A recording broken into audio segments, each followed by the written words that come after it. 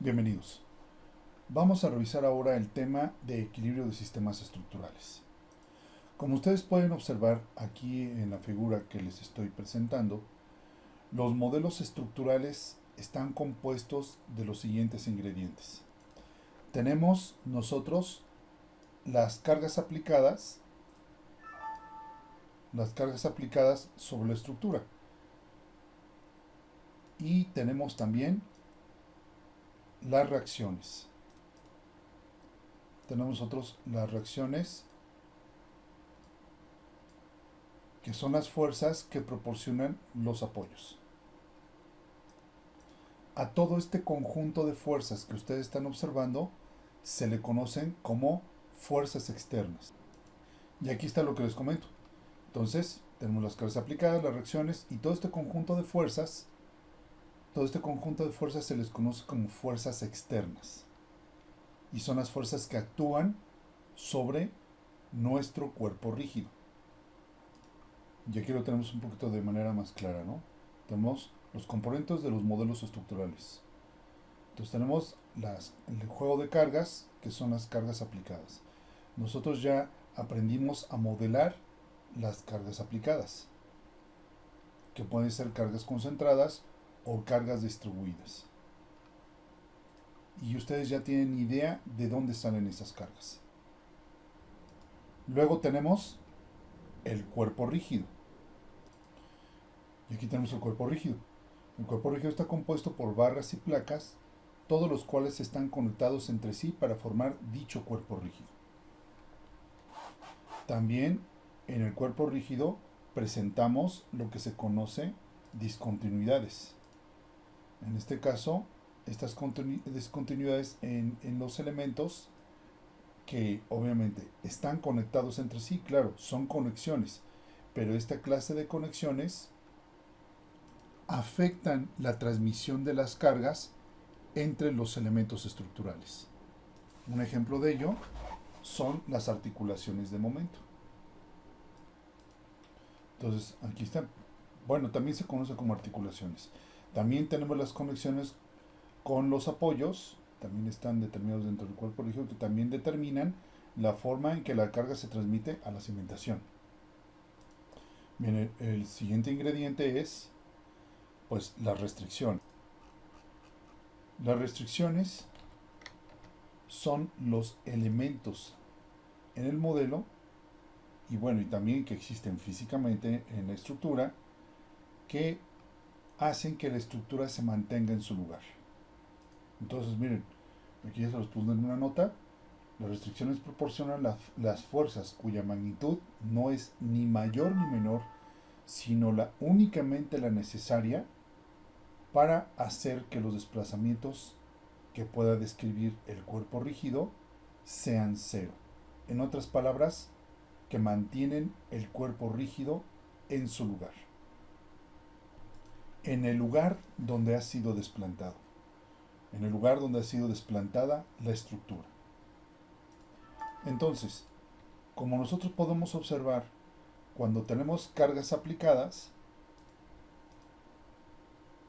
cuando tenemos nosotros las cargas aplicadas, pues la estructura va a responder a través de las restricciones, desarrollando las fuerzas de reacción o las fuerzas de restricción sobre los apoyos. De modo tal que la resultante de todas las fuerzas externas que actúan sobre un cuerpo rígido para que cumplan que el cuerpo rígido esté en equilibrio estático, deben de dar como resultado que las fuerzas resultantes sean vectores cero, o sea, vectores nulos. Esta condición de equilibrio nosotros ya la expusimos en la primera sesión de este curso. Si no se acuerdan bien, pues por favor remítanse a dicha sesión y localicen esta parte que trata sobre la obtención de las resultantes y su relación que tiene con el equilibrio estático de la estructura. Pero bueno, vamos a ocuparnos ahora de las restricciones. Es importante definir los tipos de apoyos para nosotros abordar el tema que trata sobre el equilibrio de sistemas estructurales. Entonces, miren, en la modelación de los sistemas estructurales se tiene una serie de apoyos idealizados tanto en 3D como en 2D. Sin embargo, de acuerdo a los alcances de nuestro curso, es suficiente comprender el equilibrio en estructuras de 2D para comprender todos estos fundamentos. Entonces, para para enfocarnos o revisar estos temas de manera práctica, nos enfocaremos en estructuras de 2D y por lo tanto en los apoyos idealizados en 2D. Tenemos entonces los tipos de apoyos. Muy bien. Vamos a revisar uno de los apoyos que tenemos idealizados. Tenemos el apoyo fijo articulado y aquí googleando pues encontré estos apoyos. Este tipo de apoyos está compuesto por pernos y este tipo de apoyos permite el giro de los elementos estructurales que se conectan a estos mismos apoyos. Aquí tenemos otro. Aquí vamos a poner otro más. Aquí tenemos uno más. El apoyo fijo articulado se refiere a esta parte, ¿no? No a la discontinuidad que existe en el elemento estructural. Estas son las articulaciones, pero sobre los elementos estructurales, sobre propiamente el elemento estructural. Aquí tenemos nosotros una discontinuidad. ¿Se acuerdan? Habíamos comentado eso hace unos momentos. Miren.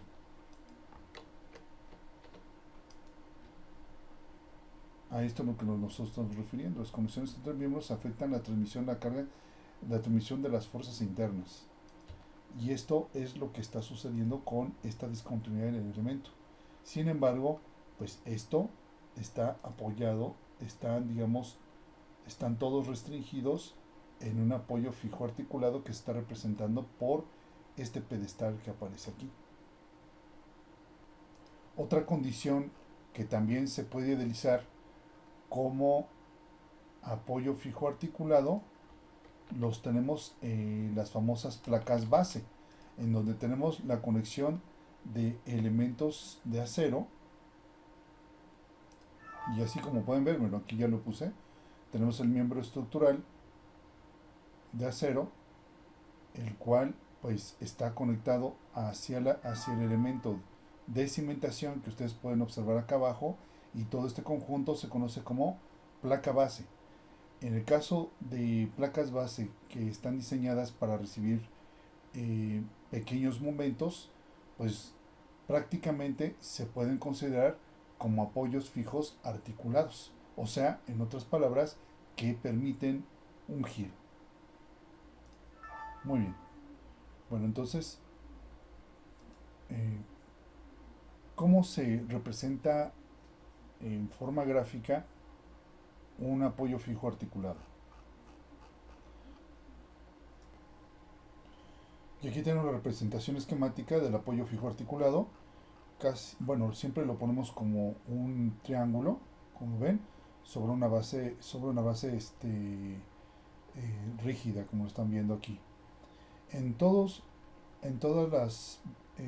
las formas en que se está representando, en todas las posiciones en las que se está representando este apoyo, podemos observar el juego de componentes de reacción del apoyo que tenemos en todo momento. Como ustedes observarán, no importa en qué posición se encuentre el apoyo, siempre podremos suponer las componentes de fuerzas restrictivas sobre los ejes de referencia globales, es decir, X y Y. Y esto es por lo siguiente. Esto es porque el apoyo fijo articulado se conoce como un apoyo cuya resultante de la reacción tiene magnitud y dirección desconocidas. Y esto se puede representar por las componentes cartesianas cuya magnitud también es desconocida. Aquí lo tenemos y aquí lo estamos nosotros representando. Tenemos aquí una reacción cuya magnitud es desconocida. La magnitud de la reacción desconocida y también la dirección es desconocida. Y por ende, pues sus componentes también son desconocidas. Entonces, como ven, en este apoyo permite el giro de los miembros que conecta. Es decir, todo lo que conectamos a través de aquí, de este nudo, pues puede girar. No tiene ningún problema. No hay ninguna resistencia al momento. Pero sí existe resistencia a las componentes de desplazamientos en X y en Y debido a estas componentes de la reacción. Cuando se plantean las condiciones de equilibrio en los sistemas estructurales que tiene esta clase de apoyo, este apoyo proporciona dos incógnitas. En realidad las dos incógnitas son la magnitud y la dirección, pero se puede interpretar también esas dos incógnitas a través de las componentes de reacción en X y en Y, porque como sabemos la definición de R está dada por las componentes Rx y Ry. Entonces miren, regresando a la condición del apoyo que esté inclinado a un ángulo alfa, pues bien podríamos nosotros representar las componentes de reacción sobre los ejes locales del apoyo. O sea, este sería Rx, y vamos a nombrarlo nosotros de esta manera. Ry, R'y, y la otra componente, que también sería en esta dirección también, y podremos nombrarla pues la R'x. Así tal cual como se lo estoy indicando. Definitivamente pues sí estaría correcto yéndonos de manera rigurosa a lo que nos está marcando aquí la condición general, donde estamos representando estas componentes de reacción que son una incógnita. Sin embargo, como finalmente tenemos que la reacción tiene magnitud y dirección desconocidas, es indiferente que nosotros lo representemos ya sea sobre sus ejes locales o sobre los ejes globales. La pregunta aquí, si yo tengo un vector cuya representación de dicho vector la tenemos con las componentes sobre los ejes globales, sería el mismo vector si nosotros lo representáramos sobre las componentes referenciadas a otro plano. Vamos a ver este pequeño ejemplo. Imaginemos que tenemos un vector como el que les estoy mostrando aquí, y pues tenemos aquí en rojo representados los ejes globales y en verde unos ejes que están girados. Es cualquier plano de referencia, nada más que está girado con respecto a los ejes globales un cierto ángulo alfa. Bien, bueno, aquí lo puse un poquito más pequeño. Bueno, ¿están de acuerdo conmigo que nosotros podemos obtener las componentes de este vector sobre los ejes globales, sobre los ejes color rojo? ¿Estamos de acuerdo? Nada más tenemos que trazar aquí unas proyecciones, y de esta manera pues nosotros vamos a tener las componentes respectivas, que van a ser las componentes X y Y. Entonces, imaginemos que aquí el vector F, si este es el vector F, vamos a nombrarlo así.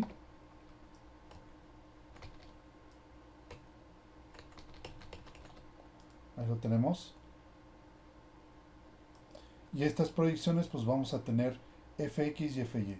Entonces f va a estar representado por el par de componentes fx y fy. Con esto nosotros pues tenemos perfectamente bien definido este vector, pero con respecto al plano global. Ahora bien, vamos a ver la otra condición. Vamos a verlo con respecto a al otro eje, los otros ejes de referencia, al otro plano de referencia que tenemos aquí. Pues aquí vamos a ponerlo si quieren con otro color. Tenemos entonces las proyecciones ortogonales, pero sobre los ejes girados. Vamos a llamarle de esta manera pues ejes locales, o unos ejes que están definidos, ¿no? De forma arbitraria. ¿Estamos de acuerdo? No salió derecho, permítanme. Ahí lo tenemos. Y pues también vamos a tener pues las componentes ortogonales, tanto en esta dirección como en esta dirección. ¿Estamos de acuerdo? La pregunta aquí es, ¿estamos hablando del mismo vector? Definitivamente sí, porque no lo hemos movido. Está el vector en el espacio representado de esta manera y no lo hemos movido, no lo hemos girado, no hemos hecho absolutamente nada. Lo único que hemos obtenido es otro juego de componentes, pero que también definen el mismo vector. Entonces, podemos decir que f también va a ser igual al otro par de componentes, pero sobre los ejes locales. Fx' y Fy'. Y los dos definen estos dos pares o estos dos juegos de componentes, pues definen exactamente el mismo vector. Entonces no vamos a cambiar la naturaleza del vector, ya sea que si lo referenciamos con respecto a un plano o a otro. Tenemos siempre el mismo vector.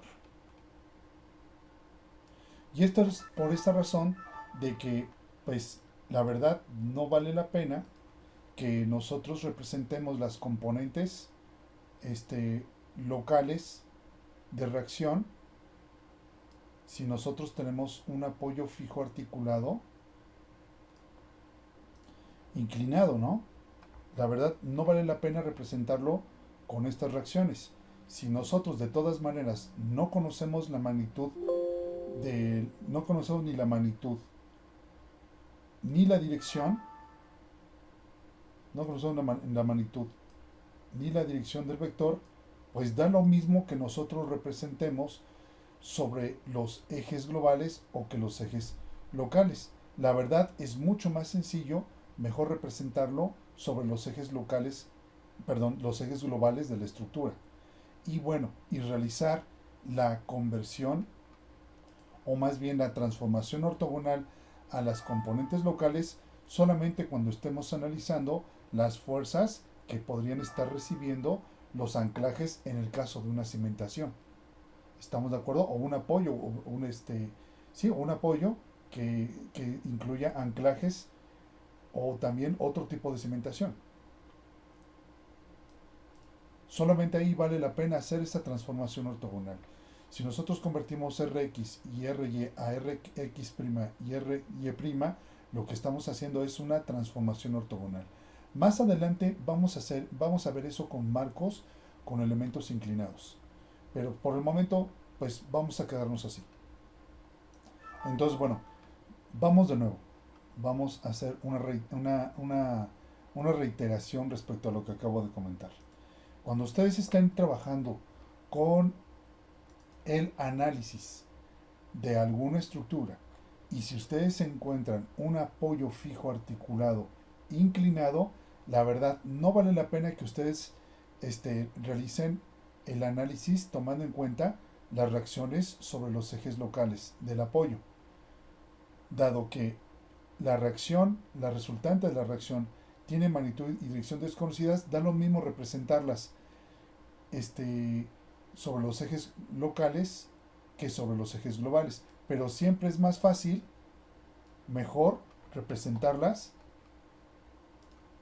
en sus componentes globales, tal como lo estamos indicando aquí.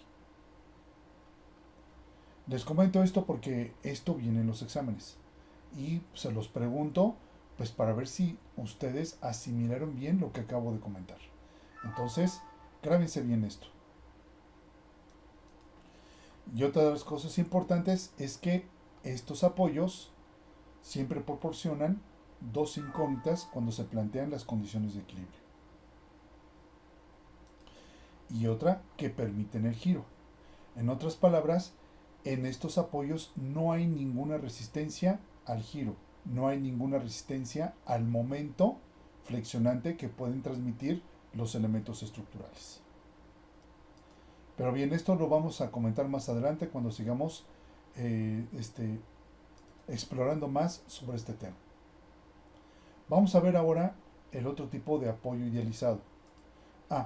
Pero hay otra cosa que hay que saber bien de estos apoyos.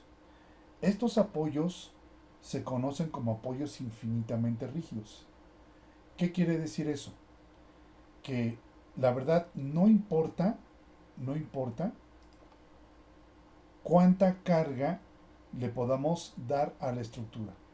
Estos apoyos siempre van a proporcionar la fuerza ni más ni menos que la necesaria para restringir el desplazamiento, los desplazamientos traslacionales, las componentes del desplazamiento traslacional que puede ocurrir en el nudo donde se encuentre conectado el apoyo, ¿no? ¿Estamos de acuerdo? Esto no se va a poder desplazar ni en X ni en Y. Aquí tampoco. El desplazamiento de este nudo no va a poder desplazarse ni en X ni en Y. Ni tampoco ni tampoco y tampoco este. ¿Estamos de acuerdo? Bien, ahora sí, vamos a pasar al siguiente apoyo idealizado, que también es un apoyo infinitamente rígido. Son ideales estos apoyos, están idealizados. Ustedes se preguntarán, bueno, pero en la realidad esto puede llegar a existir. Bueno, déjenme responderles de la siguiente manera. Como les comentaba, si la estructura está recibiendo las cargas, sismo, viento, puede ser granizo, las cargas gravitacionales, etcétera, etcétera, todas las cargas ambientales que puede estar sometida una estructura, pues lo que va a hacer la estructura es bajar las cargas hacia los apoyos. Los apoyos van a recibir esas cargas y los apoyos van a proporcionar, estos apoyos idealizados, van a proporcionar las reacciones cuya magnitud no es ni más ni menos que la necesaria para contrarrestar cualquier desplazamiento que pueda ocurrir en ese apoyo. Pero también estas fuerzas que nosotros estamos obteniendo a través del análisis estructural se llaman bajada de cargas. O en otras palabras, las reacciones. Estas fuerzas se transmiten a la cimentación. Nosotros vamos a dimensionar la estructura, vamos a diseñarla, la superestructura.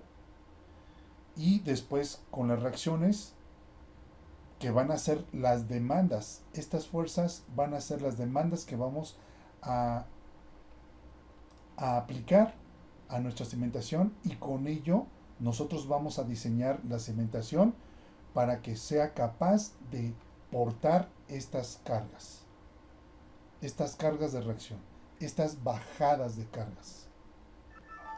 Y al diseñar la cimentación para que pueda aportar estas fuerzas, pues nosotros vamos a proporcionar una base rígida a la estructura. Esa es la finalidad de la cimentación. Pues bien, ahora sí vamos a revisar el siguiente apoyo, que también es un apoyo infinitamente rígido. Tenemos aquí ahora el apoyo, articulado deslizable. Y aquí googleando tenemos, por ejemplo, un apoyo de ese tipo. Aquí está un apoyo con rodillos, ¿sí lo ven? Es un apoyo deslizable. Aquí también tenemos unos apoyos deslizables, que son pues, a base de unas placas gruesas de caucho. Estos apoyos, este tipo de apoyos se utilizan para hacer que la estructura respire. Esto sucede porque, dado que la estructura está expuesta a las condiciones ambientales, llámese calor, frío, básicamente, pues las estructuras, aunque sean de concreto, van a sufrir episodios de expansión y de contracción en diferentes horas del día y también en épocas del año. Entonces, para no inducir cargas, sobrecargas a la estructura, lo que se hace es colocar apoyos deslizables para que la estructura, al momento de sufrir esas deformaciones, estos elementos permitan esos pequeños desplazamientos. Recordemos que seguimos tratando con estructuras que se consideran cuerpos rígidos. Sin embargo, el cuerpo rígido perfecto no existe. Pero si ese cuerpo rígido muestra deformaciones pequeñas en relación a su tamaño, se puede seguir idealizando como un cuerpo rígido. También tenemos apoyos deslizables que se utilizan como aisladores sísmicos. Aquí tenemos también una base de caucho. Tenemos el soporte de la estructura, no está unido a la cimentación, pero está unido a través de un elemento que permite el deslizamiento lateral. Y aquí tenemos otro. Pero finalmente esa es la aplicación de los apoyos deslizables. Ahora bien, ¿cuál es la representación esquemática de estos apoyos? Veamos. Aquí, como pueden ver, pues tenemos la representación de estos apoyos como unos carritos. Tenemos un triángulo con una base de rueditas, tal como lo están observando. Y como pueden ustedes también apreciar, estos apoyos solamente proporcionan una reacción, una fuerza de restricción. Y esa fuerza de restricción siempre es perpendicular a la superficie de deslizamiento. Así tal cual como estoy indicando. Y pues tenemos también la condición cuando tenemos el apoyo inclinado. Nuevamente la reacción es perpendicular a la superficie de deslizamiento. Si la superficie de deslizamiento tiene un ángulo alfa, pues nosotros podemos conocer la dirección de la resultante de la reacción. Y aquí lo tenemos. Ahorita vamos a ver por qué sucede eso. Veamos, miren. Entonces, el apoyo deslizable se conoce como un apoyo cuya reacción tiene magnitud desconocida y una dirección conocida. Y aquí lo estamos distinguiendo, ¿no? Tiene magnitud desconocida y dirección conocida. Y bueno, aquí vamos a representar un poquito más de cerca. Acabamos de comentar que el ángulo alfa, aquí como tal como lo estamos observando, el apoyo inclinado, el ángulo alfa de inclinación va a aparecer como la dirección de la reacción, dado que la reacción siempre es perpendicular a la superficie de deslizamiento, pero va a ser desconocida.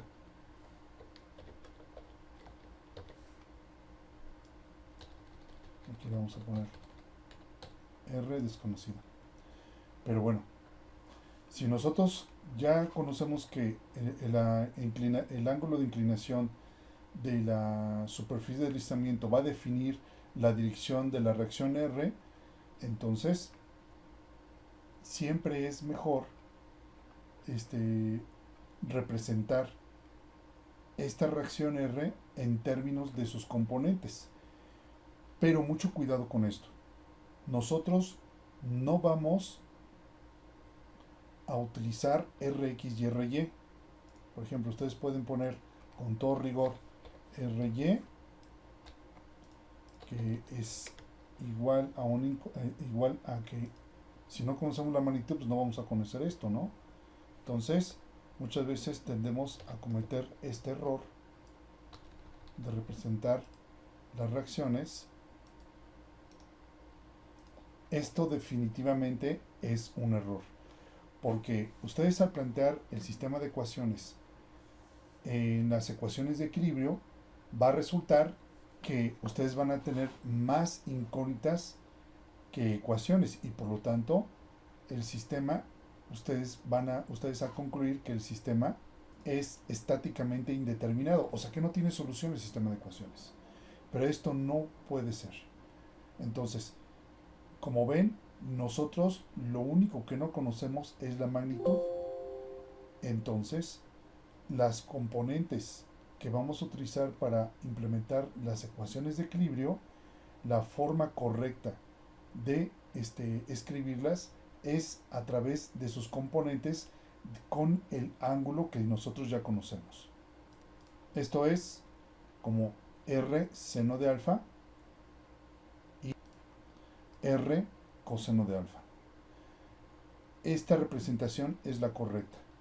¿Por qué? Porque la incógnita, que es la magnitud, ya se está pasando a través de estas componentes y sin ningún problema podemos nosotros incluirlas en la sumatoria de los vectores, de las componentes de los vectores.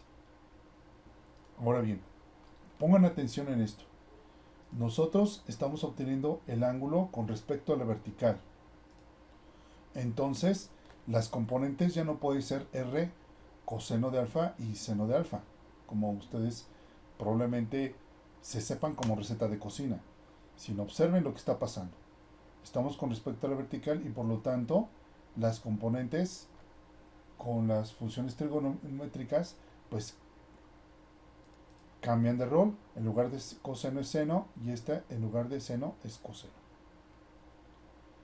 Pongan atención en eso, por favor. Y ahora bien, ¿cómo es que llegamos a que si nosotros tenemos el dato de la inclinación del plano de deslizamiento, pues que ese ángulo va a dar con respecto a la vertical de R? O sea, esto va a definir la dirección de R, pero con respecto a la vertical. Esto es muy sencillo, simplemente lo resolvemos con una superposición de los planos.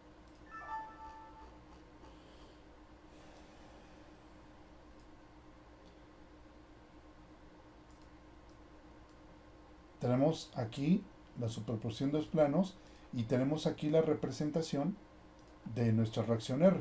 ¿Estamos de acuerdo? La cual es perpendicular al plano de deslizamiento que tenemos, que está representado por X'. Este análisis sirve tanto para apoyos deslizables que tienen esta configuración de inclinación o tienen una en espejo. Es exactamente el mismo análisis y obtenemos exactamente los mismos datos. Es el mismo razonamiento. Bueno, entonces, como les comentaba, aquí tenemos el ángulo de inclinación de la superficie de deslizamiento con respecto al horizontal.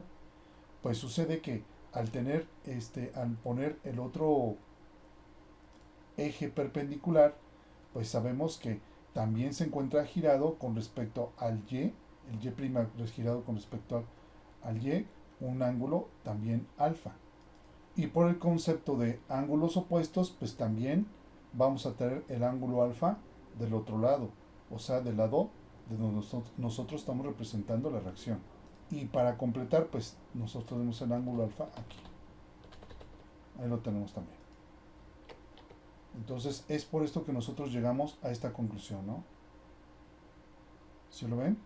Entonces, esta es la forma de representar las reacciones. Siempre que tengan ustedes un apoyo deslizable inclinado, esta es la forma de representar las componentes de reacción y para incluirlas en las ecuaciones de equilibrio, dado que las ecuaciones de equilibrio siempre van a estar referenciadas a los ejes globales. Y bien, pues con esto ya vimos todo lo referente, todas las cuestiones referentes a este tipo de apoyo deslizable, que también es infinitamente rígido. ¿Qué quiere decir? Que no importa cuánta carga esté soportando la estructura, en la bajada de cargas o la carga que se transmita hacia los apoyos, el apoyo siempre va a oponer una reacción, una fuerza ni más ni menos que la necesaria para cancelar el desplazamiento del nudo. ¿Cuál nudo? Pues con el que nosotros estamos conectando los demás elementos, ¿no? Que lo estamos haciendo a través de aquí. Este nudo o este nudo o este nudo. El nudo de conexión están acá, ¿no? En la punta. ¿Estamos de acuerdo? O sea, lo único que vamos a hacer es estamos restringiendo el desplazamiento que es normal al plano de deslizamiento siempre. Y como les comenté, no importa lo que le baje la estructura a este apoyo. El apoyo siempre va a proporcionar una fuerza ni más ni menos que la necesaria para cancelar el desplazamiento que está restringiendo. Por eso también se llaman apoyos infinitamente rígidos. Y bien, por último vamos a ver el otro tipo de apoyo, que es el empotramiento. Y la verdad, pues no tiene mayor ciencia esta clase de apoyo. Es muy fácil de analizar. Bien, pues aquí tenemos el empotramiento. Déjenme mostrar aquí las figuras correspondientes. Aquí las tenemos. Y aquí ustedes, como pueden observar, es muy parecido al apoyo fijo articulado, nada más que la diferencia es que este apoyo sí ofrece resistencia al giro. Entonces, este apoyo ofrece restricción total ante cualquier desplazamiento y giro que puedan tener los elementos que se conecten en un nodo a este tipo de apoyos.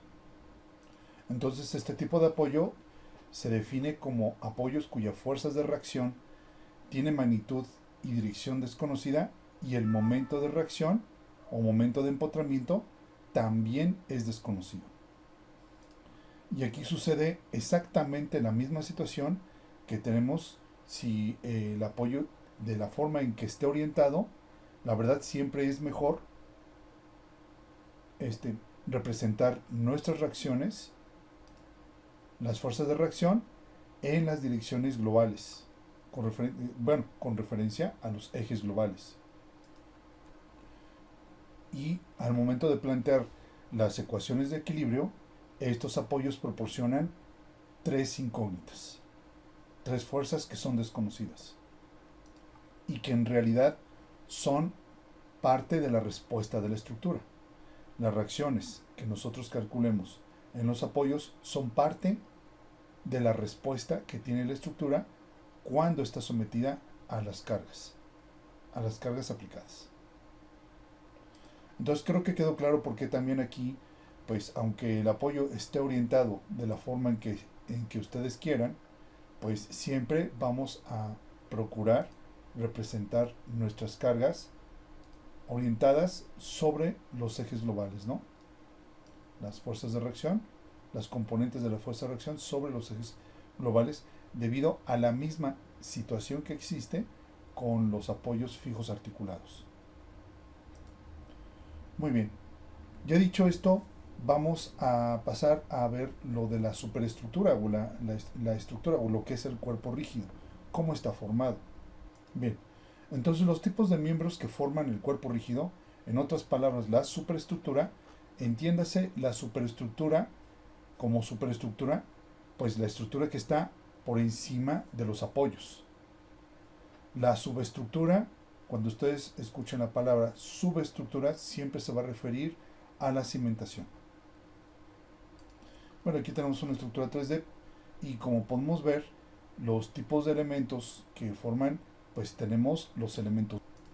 Déjenme mostrarle otra estructura para que quede más ilustrado, ¿no? Aquí tenemos pues el conjunto de elementos barra que forman la superestructura. Y como ustedes pueden observar, aquí es bastante ilustrativo, pues tenemos la cimentación. Esta es la superestructura y esta es la subestructura. Y aquí les estoy ilustrando la superestructura, la que está sobre la cimentación, y la subestructura casi siempre se refiere a la cimentación, pero a veces también puede ocurrir que hay una estructura, una subestructura, tal vez de una naturaleza un poco diferente a la estructura principal, que soporta la estructura principal, digamos. Esto ocurre en las plataformas marinas.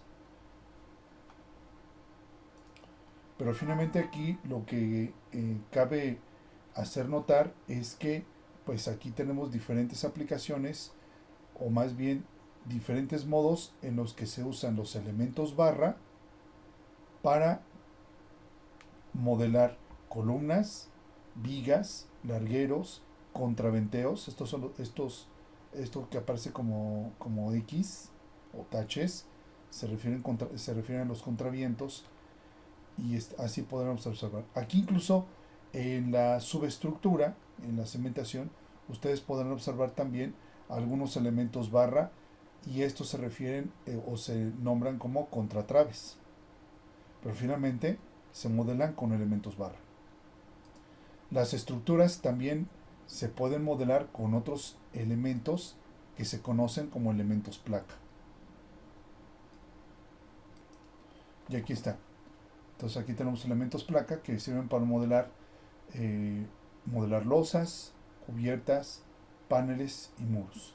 Pero bueno, el modelado con losas, bueno, con elementos placa, pues está fuera de los alcances del curso. Nosotros nos vamos a ocupar todo el curso de la modelación con elementos barra.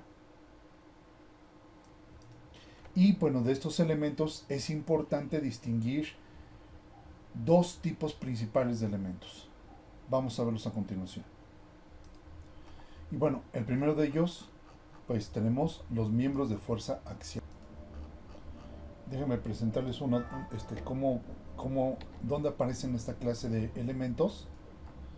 Miren, tenemos aquí una armadura, que son de los sistemas que nosotros vamos a analizar más adelante en nuestro curso. Pero miren, aquí cabe señalar que los elementos de fuerza axial tienen las siguientes características. Estos miembros son miembros o elementos rectos y esbeltos. ¿Qué quiere decir eso? Nos estamos refiriendo a que el tamaño de su sección transversal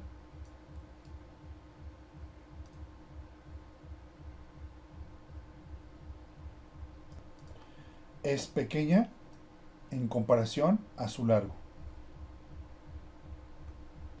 Esta es la forma en cómo se define la esbeltez. Y bueno, también como lo habíamos comentado cuando vimos las aplicaciones de los radios de giro, pues el radio de giro es una medida, un índice del tamaño de la sección transversal con respecto a su largo. Así también, de manera más formal, así se define la esbeltez de un elemento. Entonces un elemento son rectos y esbeltos. Es uno de los requisitos principales. El siguiente: